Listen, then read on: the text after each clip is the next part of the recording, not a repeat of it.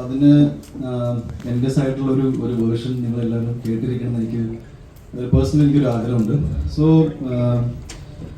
നേരെ വിഷയത്തിലേക്ക് ഇറങ്ങാം. അപ്പോൾ എൻ്റെ കൂടെ വർക്ക് ചെയ്ത എൻ്റെ സിനിമകളിലൊക്കെ PR വർക്ക് ചെയ്ത ഈ പറഞ്ഞ വ്യക്തി എനിക്കെതിരെ ഒരുപാട് കാര്യങ്ങൾ സോഷ്യൽ മീഡിയയിലും ന്യൂസ് ചാനലൊക്കെ വന്ന് സംസാരിച്ചു.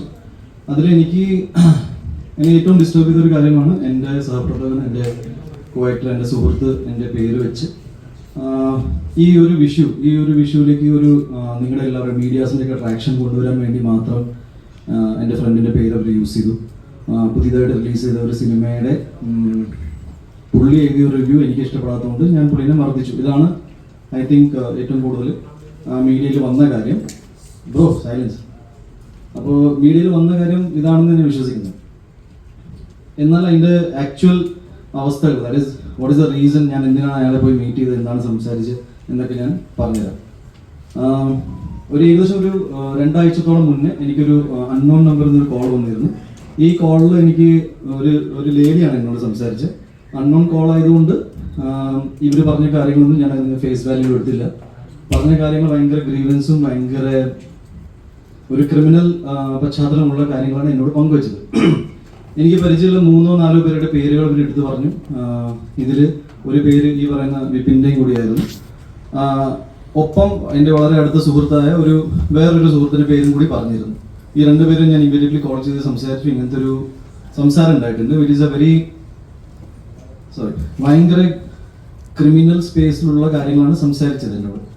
ഈ കാര്യങ്ങളാണ് ഞാൻ ഈ അടുത്തായിട്ട് ഓണറബിൾ DGPക്കും ADGPക്കും വിത്ത് പ്രൂഫുകൾ ഞാൻ അയച്ചു കൊടുത്തേക്കാണ്. ഒരാളെ സൈലൻസ് ആയിരുന്നു ഈ കോളിൽ. രണ്ടാമത്തെ ആളെന്ന് വിപിൻ അതിനെ ഇങ്ങനെ അൺനോൺ നമ്പറിലൊക്കെ വിളിക്കുന്ന കോൾസ് നമ്മൾ എൻ്റർടൈൻ ചെയ്തിരുന്നു. Which is fair. ഞാനത് വിട്ടു കളഞ്ഞു.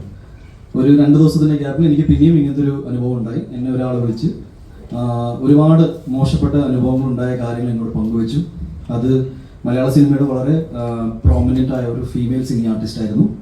അവരെന്നോട് ഇവർക്ക് ഉണ്ടായ മോശപ്പെട്ട അനുഭവങ്ങൾ എന്നെക്കുറിച്ച് പറഞ്ഞ വളരെ എനിക്ക് ഒരിക്കലും ഉൾക്കൊള്ളാൻ പറ്റാത്ത ചില കാര്യങ്ങൾ ഈ വ്യക്തിയുടെ, ദാറ്റ് ഈസ് വിപിൻ എന്ന് പറയുന്ന എൻ്റെ സോ കോൾ മാനേജർ ആയിരുന്നു അവകാശപ്പെടുന്ന വ്യക്തി പങ്കുവെച്ച കാര്യങ്ങളാണ് എന്നോട് പറഞ്ഞത്.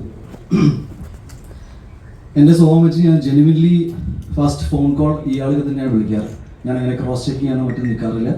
എന്നാൽ എൻ്റെ വളരെ വേണ്ടപ്പെട്ട ഒരു ഡയറക്ടർ സുഹൃത്തിനോട് ഞാൻ ഈ കാര്യം പങ്കുവെച്ചു. ഇങ്ങനെ ഒരു സംഭവം ഉണ്ടായിട്ടുണ്ട്, ഞാൻ എന്താ ചെയ്യേണ്ടതെന്ന്. ഈ ഡയറക്ടർ ഈ പറയുന്ന സുഹൃത്തിനെ വിളിക്കുന്നു. ഇവർ തമ്മിൽ സംസാരം ഉണ്ടായി. അയാൾ മാപ്പ് പറഞ്ഞു എന്ന് പറഞ്ഞിട്ട് എൻ്റെ ഡയറക്ടർ സുഹൃത്ത് തിരിച്ചു വിളിച്ചു.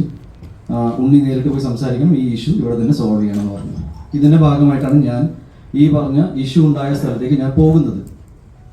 ദാറ്റ് ഈസ് വിപിൻ കുമാർ എന്ന വ്യക്തി ഇയാളോട് മാപ്പ് പറഞ്ഞു. Is sorry for what has happened എന്ന് മാപ്പ് പറഞ്ഞതുകൊണ്ട് അത് എന്നോട് നേരിട്ട് പറഞ്ഞാൽ നന്നായിരിക്കും എന്നാണ് എനിക്ക് തോന്നി. ബിക്കോസ് ഞാൻ അയാളെ ഒരിക്കലും അയാൾ അവകാശപ്പെടുന്ന പോലെ ഒരു ഡെസിഗ്നേറ്റഡ് ലെവലിൽ നിൽക്കേണ്ട അപ്പുറത്താണ് ഞാൻ കണ്ടത്. ഞാൻ പുള്ളിൻ്റെ ഒരു സുഹൃത്തായാണ് കണ്ടിരുന്നത്. ബിക്കോസ് ഞാൻ കുറച്ചും കൂടി ഡീവേറ്റ് ചെയ്ത് വരാം.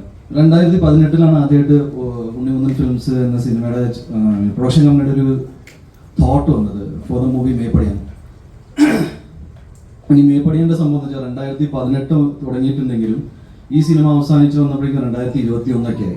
വിച്ച് ഈസ് വൈ ഓൾമോസ്റ്റ് 3 ഇയേഴ്സോളം ഞങ്ങൾ ഒരു ടീം, ഇതിൻ്റെ ഒരു HOD എന്ന് പറയുന്ന ഹെഡ് ഓഫ് ദി ഡിപ്പാർട്ട്മെന്റ്സ് ഒക്കെ നിൽക്കുന്ന ടീം വളരെ ഒരു ടെക്നിക്കൽ ക്രൂവിന് അപ്പുറത്ത് ഒരു സുഹൃത്ത് ബന്ധത്തിലേക്ക് അത് പോയി. സിനിമകളിൽ മാനേജർ പരിപാടി എന്താണെന്ന് ഞാൻ അതും കൂടി ഒന്ന് ക്ലാരിഫൈ ചെയ്യാം. ബിക്കോസ് അതിനെക്കുറിച്ചും ഒരു ചർച്ചകളുണ്ട്. എനിക്ക് ഒരുപാട് സുഹൃത്തുക്കളുണ്ട് who are producers, production controllers എന്നില്ല. നിങ്ങളുടെ കൂട്ടത്തിൽ നിൽക്കുന്ന ഒരുപാട് ആൾക്കാർക്ക് എൻ്റെ ഡയറക്റ്റ് ആക്സസ് ഉണ്ട്. അപ്പോൾ ഒരു സിനിമ എന്നിലേക്ക് എത്തണമെങ്കിൽ ആർക്കും എപ്പോൾ വേണമെങ്കിൽ വിളിക്കാം. ആ കൂട്ടത്തിൽ പെടുന്ന ഒരാളെന്ന നിലയിൽ എൻ്റെ ആദ്യത്തെ സിനിമയിൽ, പ്രൊഡക്ഷൻ കമ്പനിയുടെ ആദ്യത്തെ സിനിമയിൽ 3 വർഷത്തോളം എൻ്റെ ചുറ്റും നിന്നപ്പോൾ എന്നിലേക്ക് പെട്ടെന്ന് ആക്സസ് കിട്ടാനുള്ള സാധ്യത ഇയാളിലൂടെ ഉണ്ടായിരുന്നു എന്ന് സത്യമാണ്. എന്നാൽ അയാളെ ഞാൻ ഓൾറെഡി എൻ്റെ ഫേസ്ബുക്ക് പോസ്റ്റിൽ മെൻഷൻ ചെയ്തിട്ടുണ്ട്. അങ്ങനെ ഞങ്ങൾ തമ്മിൽ ഒരു അന്തർധാര അല്ലെങ്കിൽ ഒരു ധാരണ ഓൺ പേപ്പർ ഉണ്ടായിട്ടില്ല. ബിക്കോസ് ലെറ്റ്സ് സേ സിനിമയിൽ വളരെ പ്രോമിനൻ്റ് ആയ ഒരു പ്രൊഡ്യൂസറും പ്രൊഡക്ഷൻ മാനേജറും ഒക്കെ എക്സിക്യൂട്ടീവ് കൺട്രോളായി നിൽക്കുന്ന നിങ്ങൾക്ക് എല്ലാവർക്കും നമ്മുടെ വളരെ പ്രിയപ്പെട്ട ബാദുഷേട്ടനുണ്ട്. പുള്ളി നമുക്ക് കുറേ പ്രൊജക്റ്റുകൾ കൊണ്ടുവരുന്നുണ്ട്. അപ്പോൾ എനിക്ക് ഒരിക്കലും പുള്ളിനെ എൻ്റെ മാനേജറായിട്ട് കൂട്ടാൻ പറ്റില്ല. പുള്ളി ആ രീതിയില്ല. ഞാനത് എക്സാംപ്ലിഫൈ ചെയ്യണം വാട്ട് ഇസ് എ സിറ്റുവേഷൻ. അല്ലാതെ എന്നെ ചലഞ്ച് ചെയ്യാൻ പറയില്ല. ഞാൻ എൻ്റെ ഒരു മലയാള സിനിമയിൽ ഇനി നടക്കുന്ന അതിൻ്റെ പ്രോട്ടോകോൾ. എനിവേസ് ഞാൻ ഈ പറഞ്ഞ ദിവസം ഇയാളെ കാണാൻ പോകുമ്പോൾ വളരെ യാദർശികമായിട്ട് അവിടെ വേറൊരു ഞങ്ങളുടെ കോമൺ ഫ്രണ്ടായ സുഹൃത്ത് അവിടെ ഉണ്ടായി. ഇയാളുമായിട്ട് നിങ്ങൾ ഇന്നലെ ഒരു വീഡിയോ സർക്കുലേറ്റ് ചെയ്ത് കണ്ടു കാണുമെന്ന് വിചാരിക്കുന്നു.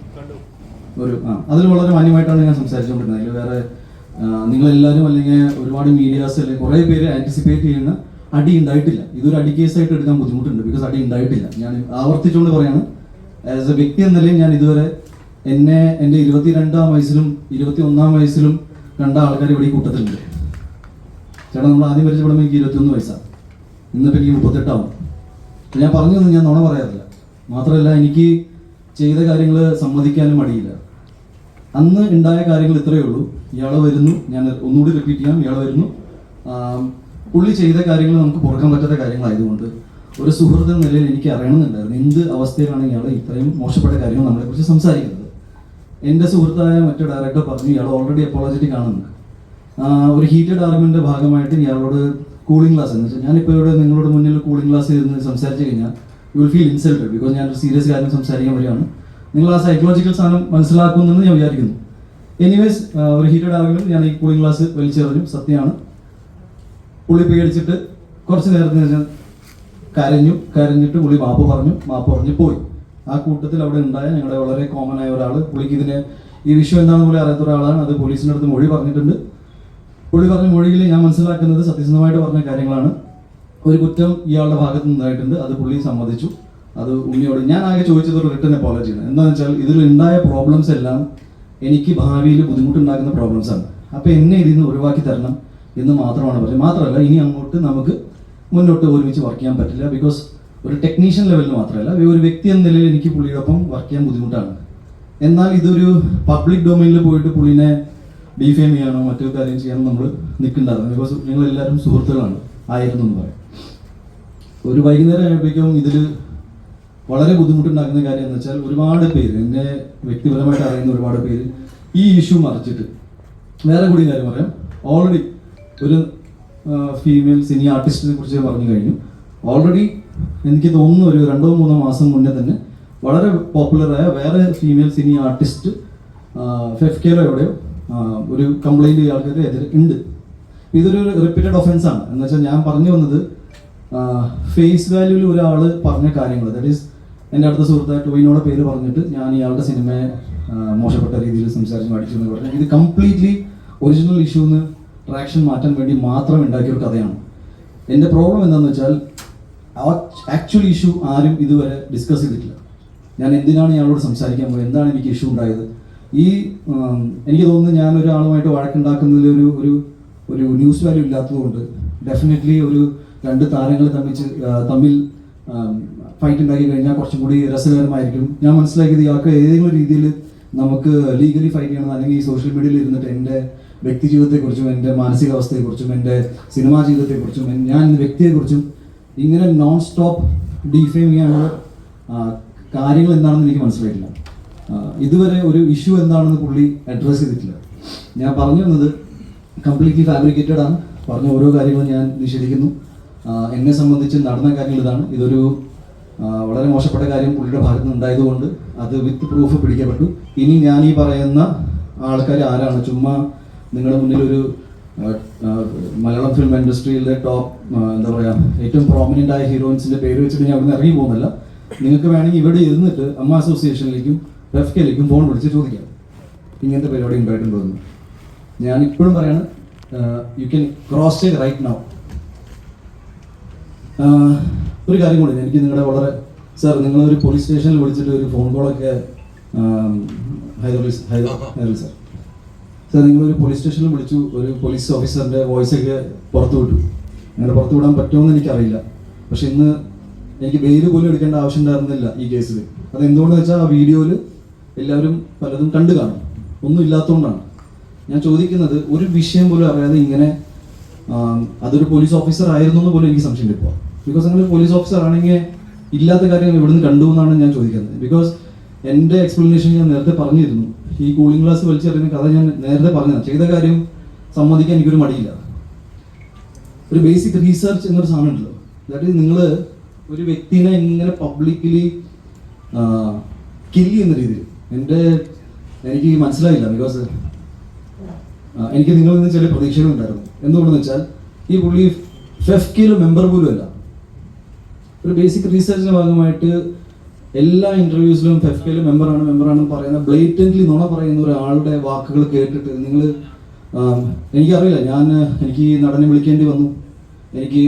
ഞാൻ എൻ്റെ ലൈഫിൽ എക്സ്പ്ലനേഷൻ കൊടുക്കാത്ത ആളാണ്. ഞാനിപ്പോൾ വന്നത് എന്താണെന്ന് വെച്ചാൽ ഈ 2 ദിവസത്തിൽ ഈ പറയുന്ന ആൾക്കാർ എല്ലാവരും വന്നിട്ട് ഇതിൻ്റെ സത്യാവസ്ഥകൾ പറയും, എന്നെ ഇതിൽ നിന്ന് പുറത്താക്കുമെന്ന് ഞാൻ വിശ്വസിച്ചു. ബിക്കോസ് ഇവരെല്ലാവരും എൻ്റെ ഒരു പോയിന്റിൽ വളരെയധികം അടുത്തുള്ള ഫ്രണ്ട്സ് ആയിരുന്നു.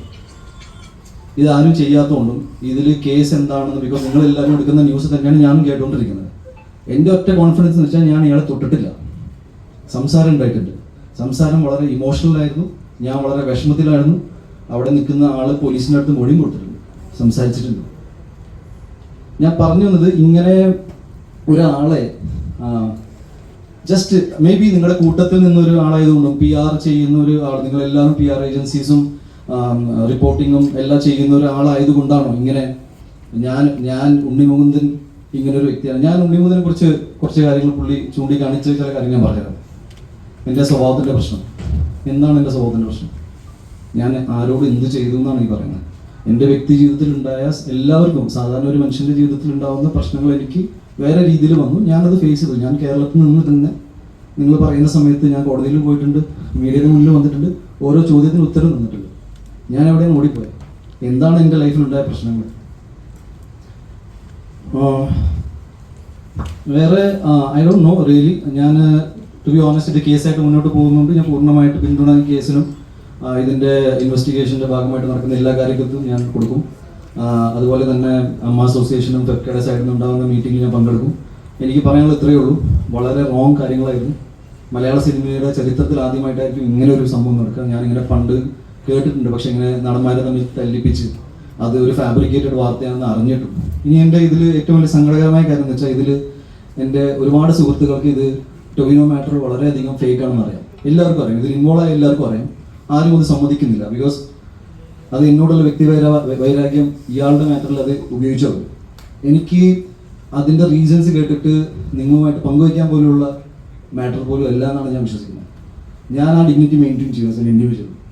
ബിക്കോസ് ഒരു സിനിമാ നടൻ എന്നതിൽ ഞാൻ എൻ്റെ വ്യക്തി ജീവിതത്തിൽ നടക്കുന്ന കാര്യങ്ങൾ അന്വേഷിക്കാൻ എൻ്റെ അച്ഛനമ്മ ഇപ്പോൾ ജീവിച്ചിരിക്കുന്നുണ്ട്. അവരില്ലാത്ത സമയത്ത് നമുക്ക് ആലോചിക്കാം. അല്ലെങ്കിൽ അല്ലാത്ത കാര്യങ്ങൾ പിന്നെ ഉണ്ണി പറഞ്ഞിട്ട് അത് ചെയ്തു എന്ന് പറയുന്നത് വളരെ റോങ് ആയ കാര്യങ്ങളാണ്. എൻ്റെ പ്രൊഫഷണൽ ലൈഫിൽ നടക്കുന്ന കാര്യങ്ങളെക്കുറിച്ച് ഇയാൾക്ക് ഒരു ബോധം ഇല്ല, ഒരു ഐഡിയ ഇല്ല എന്ന് പറയുമ്പോൾ തന്നെ ഞാൻ പറയുന്നു, അയാൾ ഒരു മാനേജർ കപ്പാസിറ്റിയിൽ നിൽക്കുന്ന ഒരാളല്ലാത്തതുകൊണ്ടാണ്. ഞാൻ വർഷത്തിൽ 5 പടം ചെയ്യുന്ന ആളല്ല. എനിക്ക് എൻ്റെ ഇഷ്ടത്തിന് ഞാൻ ആഗ്രഹിക്കുന്ന പോലെ സിനിമകൾ ചെയ്യാനുള്ള സ്പേസ് ആയതുകൊണ്ട് ഞാൻ എൻ്റെ സമയം എടുത്തിട്ട് ഞാൻ ഇതൊക്കെ സമയം അനുസരിച്ച് ഞാൻ നിങ്ങളുമായിട്ട് പങ്കുവയ്ക്കും. ഒരു സിനിമയ്ക്ക് അതിൻ്റെതായ സമയമുണ്ട്, റിലീസിന് സമയമുണ്ട്. ഞാൻ ചെയ്യാൻ പോകുന്ന സിനിമകൾ എന്താണെന്ന് ഞാൻ നിങ്ങളുമായിട്ട് പങ്കുവയ്ച്ചില്ലെങ്കിൽ ഞാൻ ആരുമായിട്ട് പങ്കുവയ്ക്കുന്നതാണ് ഞാൻ ചിന്തിക്കുന്നത്. So I really feel that എനിക്ക് ഞാൻ പറയേണ്ട എല്ലാ കാര്യങ്ങളും കവർ ചെയ്തതെന്ന്. പിന്നെ വധഭീഷണി തൊട്ട് പെണ്ണ് കേസ് തൊട്ട് അതേപോലെ തന്നെ ഈ സമയത്ത് ഇങ്ങനത്തെ കുറേ ഇഷ്യൂസാണ് ഫോൺ കോൾ എനിക്ക് വന്നത്. ഈ കാര്യങ്ങൾ അത്രയും സീരിയസ് ആയതുകൊണ്ടാണ് ഞാൻ പറഞ്ഞ പോലെ DGPക്ക് അയച്ചു കൊടുത്തത്. നാളെ മറ്റന്നാൾ ഏതെങ്കിലും പെണ്ണ് കേസ് വന്നു കഴിഞ്ഞാൽ ഞാൻ പിന്നെ വന്നിരിക്കും. ബട്ട് നാം എനിക്ക് പേടിയുണ്ട്. സാധാരണ ഉണ്ണിയൊന്നും അങ്ങനെ പറയാറില്ല, പക്ഷേ എന്നെ കുത്തിക്കൊല്ലുന്നും എന്നെ വധഭീഷണി നടത്തുന്നു. പിന്നെ ഈ ആൾക്കാർ തമ്മിൽ ഡിഫേമേഷൻ എനിക്ക് മനസ്സിലാവുന്നില്ല. ഒരാളുടെ ഇമേജ് ടാർണിഷ് ചെയ്തിട്ട് എന്നിട്ട് നാഷണൽ ലെവലിൽ വരെ ഇങ്ങനെ കൊണ്ടുപോകുക. ഇയാൾ ഇങ്ങനെ ചെയ്തു. ഒരാൾ പോലും കൃത്യമായിട്ട് ഇത് കവർ ചെയ്യാൻ നോക്കിയില്ലല്ലോ എന്നാണ്. ജസ്റ്റ് ന്യൂസ് റിപ്പോർട്ട് ചെയ്യാന്ന് പറഞ്ഞ ഒരു 2 സൈഡ് വേർഷൻ ഉണ്ടല്ലോ.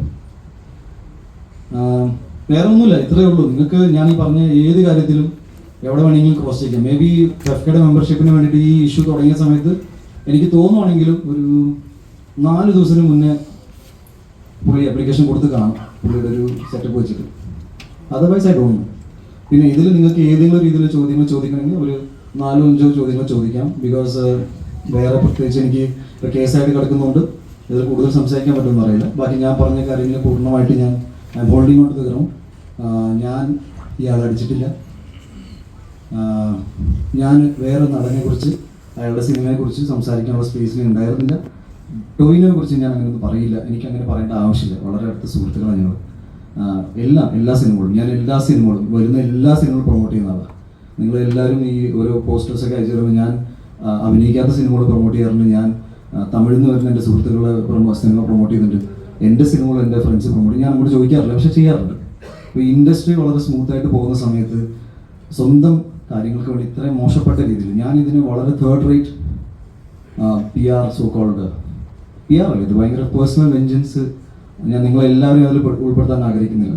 ഒരു വ്യക്തിയുടേതാണ്. ഞാൻ ഇതിലിപ്പോഴും പറയണം, എന്നെ സംബന്ധിച്ച് ഇതൊരു അടി കേസായിട്ട് എടുക്കാൻ പറ്റില്ല. അടിച്ചാൽ പിന്നെ ഇങ്ങനെയൊന്നും എല്ലാ കാര്യങ്ങളും എനിക്കറിയാം. ഇത് ഇറ്റ്സ് ലൈക്ക് ഇമോഷണൽ ട്രോമയായിട്ടാണ് ഞാൻ ഇത് കൊടുക്കാൻ പോകുന്നത്. എനിക്ക് ഒരുപാട് സുഹൃത്തുക്കളൊന്നും പണ്ടുണ്ടായിരുന്നില്ല, ഇപ്പോഴും ഒട്ടുമില്ല എന്ന് ഞാൻ വിശ്വസിക്കുന്നു.